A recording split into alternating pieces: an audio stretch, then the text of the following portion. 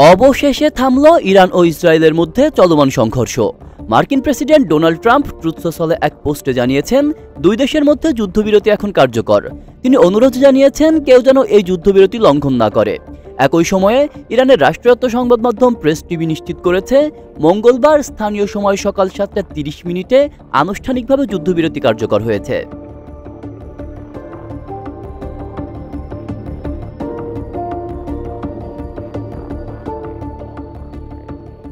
তবে যুদ্ধবিরতির আগ মুহূর্তেই ইরান চালায় আরও এক দফা প্রতিশোধমূলক হামলা। ইসরায়েলি টিভি চ্যানেল 14 জানায়, বীরবেশা শহরের একটি আবাসিক এলাকায় ইরানের ক্ষেপণাস্ত্র আঘাত হানে। এতে এখন পর্যন্ত 4 জনের মৃত্যু হয়েছে এবং আহত হয়েছেন অন্তত 8 জন।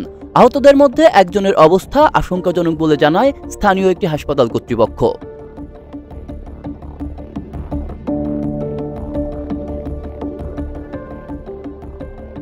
ইসরায়েলের দক্ষিণাঞ্চলীয় অগ্নিনির্বাপক ও উদ্ধার সংস্থার মুখপাত্র লিনয় শেরেফ বলেন, ক্ষতিগ্রস্ত একটি ভবনে এখনও কয়েকজন আটক আছেন।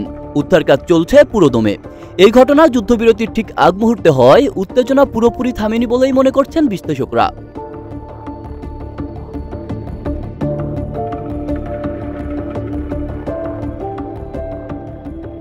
এই যুদ্ধবিরতি কার্যকরে গুরুত্বপূর্ণ ভূমিকা রাখে যুক্তরাষ্ট্র। প্রেসিডেন্ট ডোনাল্ড ট্রাম্পের দাবি অনুযায়ী তেহরানকে যুদ্ধবিরতিতে রাজি করাতে কাতারের প্রধানমন্ত্রী সরাসরি মধ্যস্থতা করেছেন। জানা গেছে, আল উদেইদ বিমান ঘাঁটিতে ইরানি হামলার পরপরই এই সমঝোতার আলোচনা শুরু হয়। রুদ্ধদ্বার কূটনৈতিক তৎপরতার মধ্য দিয়ে অবশেষে একটি সাময়িক শান্তির বার্তা নিয়ে এলো এই যুদ্ধবিরতি। আব্দুল্লাহ রাফসান জনি, ঢাকা প্রকাশ।